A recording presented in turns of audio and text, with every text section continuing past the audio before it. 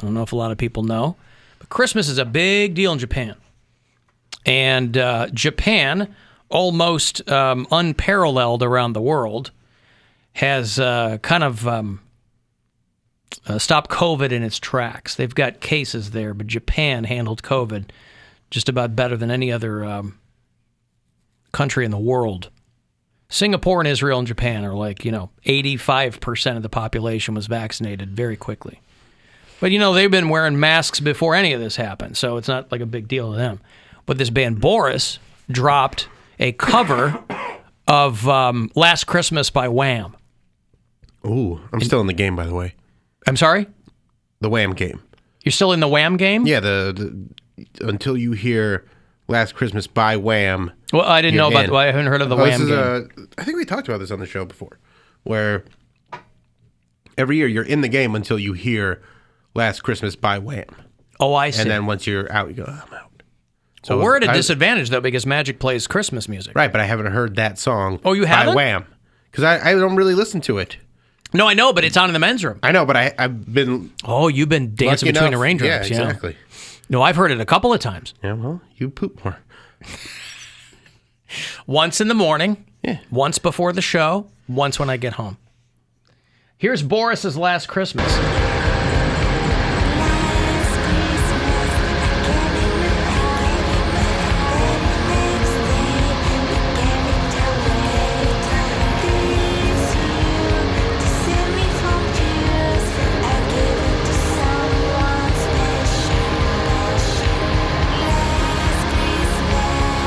Sounds exactly the same.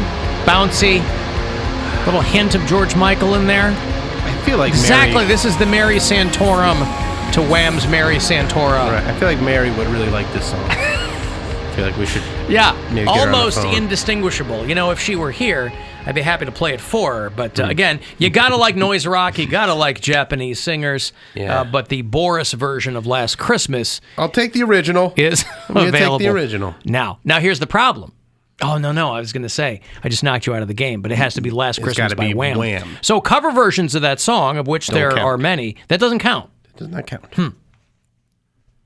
See, I always thought Last Christmas was a George Michael solo joint, but it is a Wham song.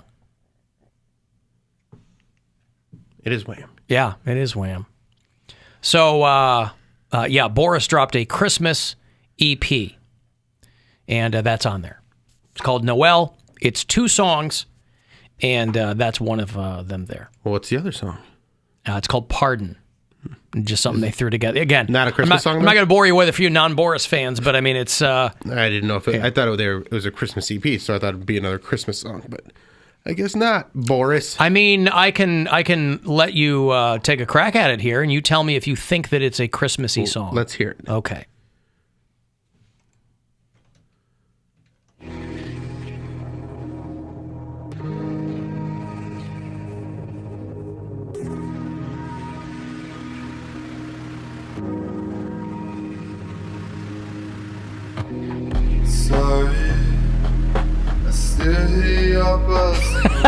I mean, it puts you in the mood, doesn't it?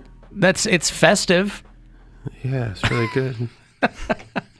Aren't you happy you asked? Who wouldn't want to listen to that song? Well, again, I don't know what to tell you. I like them. They're not everyone's cup of tea. You have to like those kinds of bands. You got to like Sunno. You got to like Merzbow. You got to like all those kinds of bands. What mood are you in? What situation do you listen to that? Getting high music in your attic on Christmas with like your uncle. I mean, I've never done that, and I like those bands. I don't know. Dealer's choice. For me, sometimes I just like ambient noises. I like ambient music. Okay. You can kind of I'm hear. just trying to think, you can. Sometimes you can hear little patterns. You can hear little harmonics. Is that why things. you like Enya? Maybe they didn't intend. What's that? Is that why you like Enya? I had an Enya phase 30 years ago. Yeah, I haven't listened to Enya in a long, long time. That's more. That's more of like a melodic kind of very layered. I'm not sure why. But I like a lot of ambient music. I'm not sure why more artists don't do like Christmas albums. Like Adele would kill on a Christmas album. Ariana Grande had one. Well, there's certainly no shortage of them. I mean, Beyonce doesn't. Adele has never done a Christmas. I mean, I imagine she will, right? Don't you have to get a few of your own albums under your belt before people are clamoring for your Christmas album? Well, Adele is an exception to almost all rules. I mean, But she's got a bunch of albums out. she so does. She puts out an album every 5 years. But I don't think she wants to do a Christmas album. I feel like a Christmas album is like something that you do when you're just like, your regular albums aren't selling like they used to. I don't think let's do so. a Christmas I album. don't think so at all. I think it's something fun because you figure it's an extra cash grab. Yeah, I don't. Because if no one's buying your regular albums, they're definitely not going to buy your Christmas album. When did I mean, I don't know, Christmas, but it's also the kind of singer too. Like Mariah Carey, like she was the product of a label, so like just cranking stuff out, just putting everything out that they could to make money off of her. Adele, she's not putting out music just to make money. Correct. So she's not going to put out an album just to be like, well, Christmas means a lot to me. Like, that's not who she is. And if she did, it'd have to be like Sad Christmas, because that's what she does. Like all those breakup songs and stuff. A very sad Christmas. Adele's very sad Christmas. Although I sent you this, it's the original lyrics for Have Yourself a Merry Little Christmas, and they used to be real dark. Like the first line. What is did like, you send me? It's by this artist named Egg, but she's just doing a cover of the original lyrics of Have Yourself a Merry Little Christmas. I thought I sent it. I don't see it. Let me see. But if you just go to YouTube and search Egg. It showed up in my spam. Oh, there it is. I must have sent it from Have my Yourself Gmail. a Merry Little Christmas, Egg? Yeah. Egg is the artist? Yeah.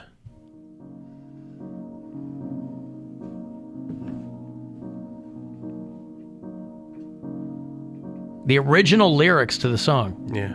Okay. Have yourself a merry little Christmas. It may be your last. Yeah, right. Kind Kind of fits for 2021. Living in the past. How old is this? I think she just did this year. Oh, okay. Yourself Because there was like a 70s band called Egg. I'm like, Yeah. this can't be that old. Okay. pop that champagne cork. Next year we may all be living in New York. I don't know The hell what is that means. to do? I She had to don't- rhyme yeah. something with cork. Well, she didn't write these lyrics. Well, that's true, These yeah, are like the original old. lyrics. Somebody had Judy Garland didn't want to do this version because she thought it was too much of a downer, so they changed the lyrics. Huh. Faithful friends will be near to us no more. Yeah. So this is like an end of the world Christmas song. Yeah. All right. Well, there Favorite you go. Christmas album is Whitney Houston's. Well, sure. That makes sense, right?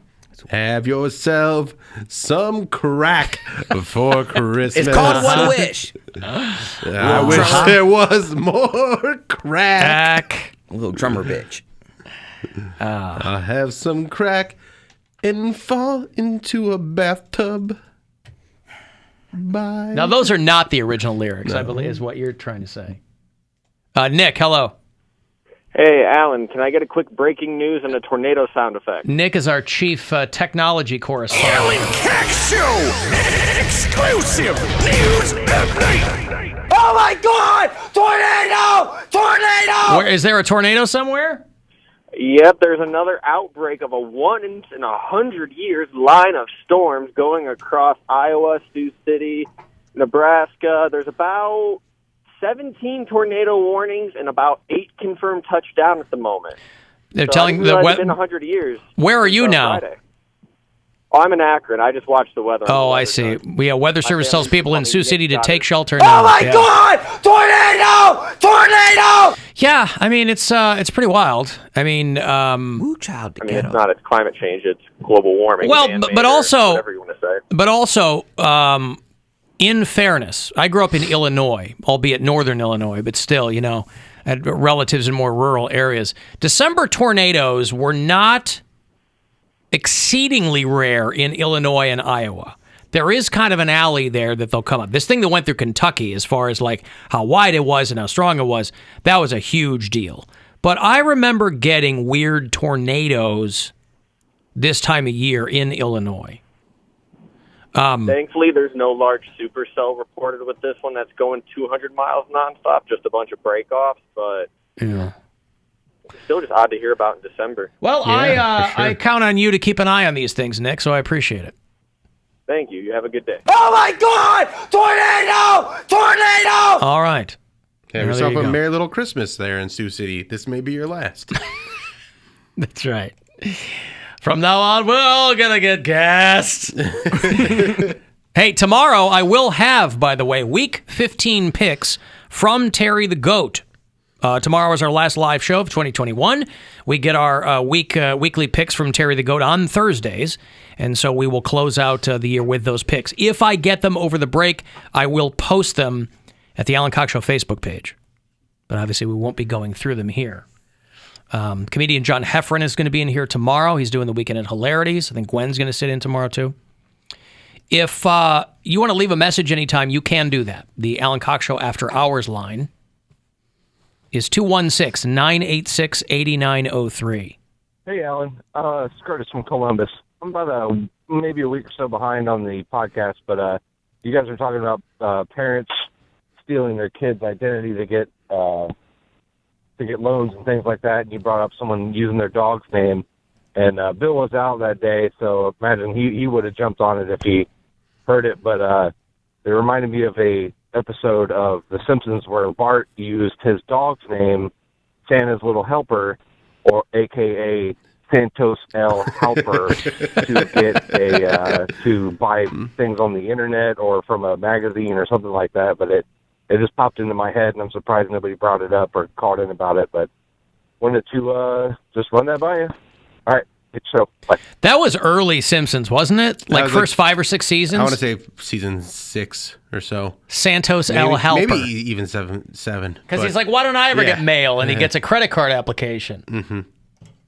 You have been pre-approved for a money bank charge card. Ooh, baby. Okay, let's see now. Occupation? Butt doctor. Income? Whatever I finds, I keeps. Name? Name. My name is Santa's Little Helper. 6 to 8 weeks later, he gets Santos L. Helper. Bills? Oh, a rejection letter from the New Yorker subscription department. What a great line. What is Santa's That's something that didn't occur to me as funny as a kid. Yeah. But that's really funny. department? Who or what is Santos L. Helper? Wow, my own credit card! Santos L. Helper. I remember that episode very well. It's a great episode. Season 8, actually. Oh, is it really? Yeah, it's that late. I mean, that feels late, but now there's season like 33 or 34. Sure. Yeah. Hey, Alex, what's going on? Hey, third-time caller in. Hey. How's it going, guys? Good. What's up? So that Christmas song was it? We wish you, or not? Sorry, we wish you. It's "Have Yourself a Merry Little Christmas." I've never heard the original lyrics before, but it honestly doesn't surprise me that they're that dark. Because if you think about it, Christmas, Yule, all those different holidays that take place at the beginning of winter, that's the reason why they take place at the beginning of winter. Because back before the industrial age, many of us wouldn't be making it through the winter, so it was one last chance to get with the family and see them all before some of us are on our way out of the depths.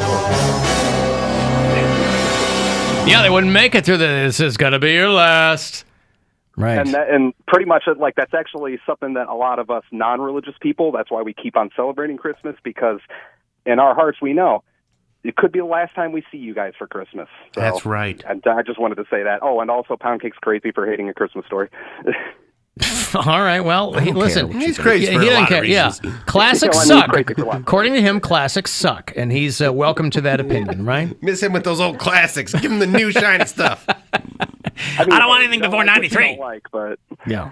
Okay, thank you, You don't Alex. like what you don't like, but, I mean, don't ever call it badly written or anything like that, because that is one of the best written movies I've ever seen. A Christmas Story is, you're saying.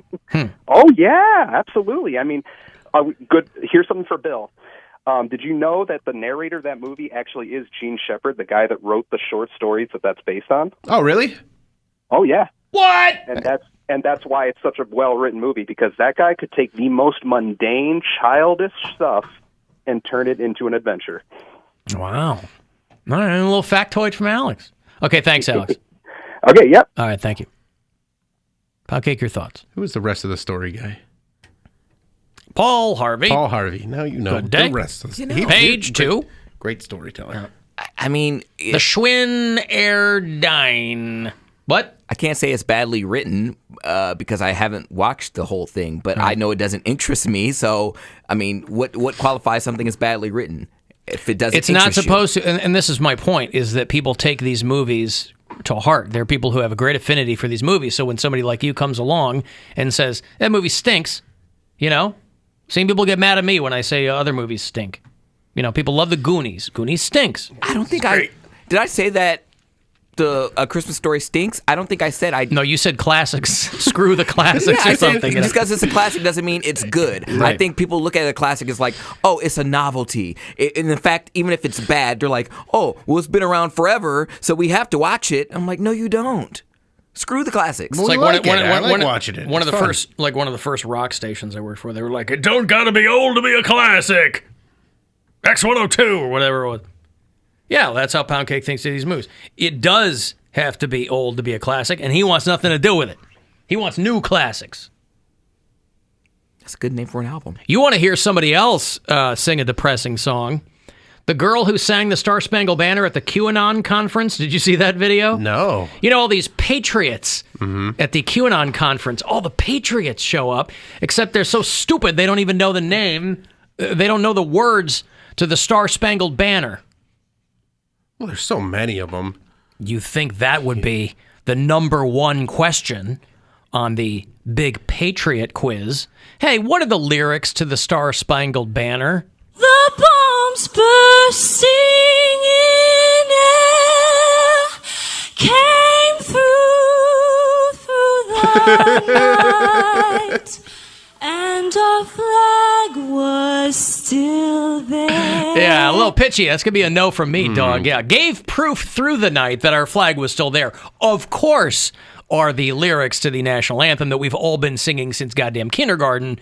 But, you know, Enrico Palazzo there had a little trouble with. Can you see by the dawn's early light what so proudly we hail?